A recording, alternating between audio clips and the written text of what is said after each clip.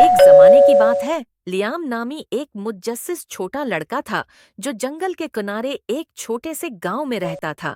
Liam को तलाश करना पसंद था, चाहे वो घास के मैदान में तितलियों का पीछा करना हो या दरख्तों के नीचे छिपे हुए रास्ते तलाश करना हो।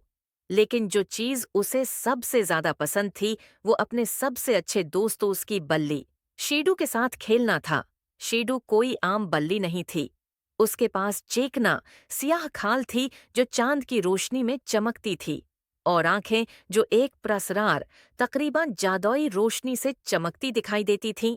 कोई नहीं जानता था कि शीडू कहाँ से आई है, लेकिन एक दिन जब लियाम सिर्फ एक बच्चा था, वो उसके दरवाजे पर नमूदार हुई थी।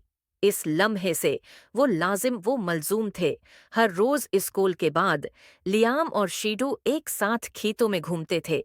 शीडू अपनी खूबसूरत हरकत के साथ उसे महम जोई की तरफ ले जाती, और लियाम अपने लामतनाही तखय्युल के साथ कहानियां और ख्वाब तख्लीक करते हुए उसकी पैरवी करता। कभी कभी वो जंगल के किनारे पर वाक़े बल्लूत के पुराने दरख्त पर चढ़ते, जहां शाखें लंबे खुश आइंद बाजुओं की तरह पहुंचती थीं। लियाम को वहां बैठन पसंद था, इसके नीचे की दुनिया, जबकि शीडू करीबी शाख पर नाज़ुक अंदाज में तवाज़ुन बरकरार रखता, उसे अक्लमंद मेहतात आंखों से देखता। मौसम खज़ां की एक दोपहर, जब वो मामूल से ज्यादा जंगल में गहराई में भटक रहे थे, लियाम ने कुछ अजीब देखा।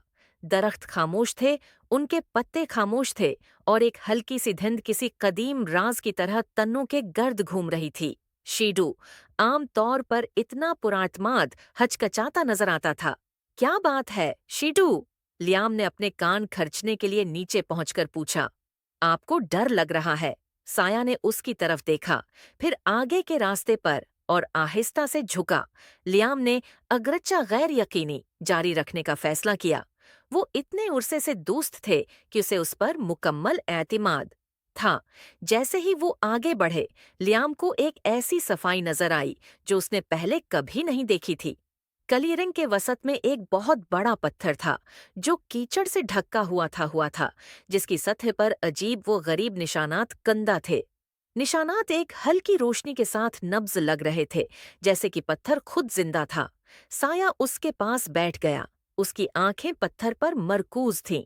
लियाम महसूस कर सकता था कि उनके उर्द गर्द की हवा खामोश और भारी हो रही है, और उसकी रीढ़ की हड्डी से ठंडक बह रही थी।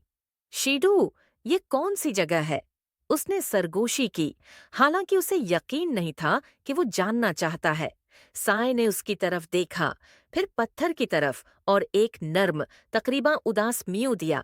ये ऐसा था जैसे वो कुछ कहने की कोशिश कर रही हो, कुछ अहम जो सिर्फ वो समझती थी। इसके बाद उसने आहिस्ता आहिस्ता पत्थर का चक्कर लगाया और उसे अपने सर से घूंप दिया। गविया उसे यकीन दिलाया कि सब कुछ ठीक हो जाएगा। लयाम आगे बढ़ा और पत्थर को छूने के लिए आगे बढ़ा।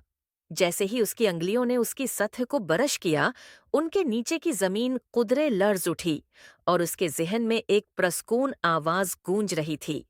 रोशनी और साए से जड़ा हुआ मुहाफिज और बच्चा एक दिन इस जगह का जादू जगाएंगे। इससे पहले कि वो अल्फाज समझ सके, पत्थर चमकता हुआ चमकने लगा, और साया पीछे की तरफ उछल पड़ा। उसकी खाल सरे पर खड़ी थी।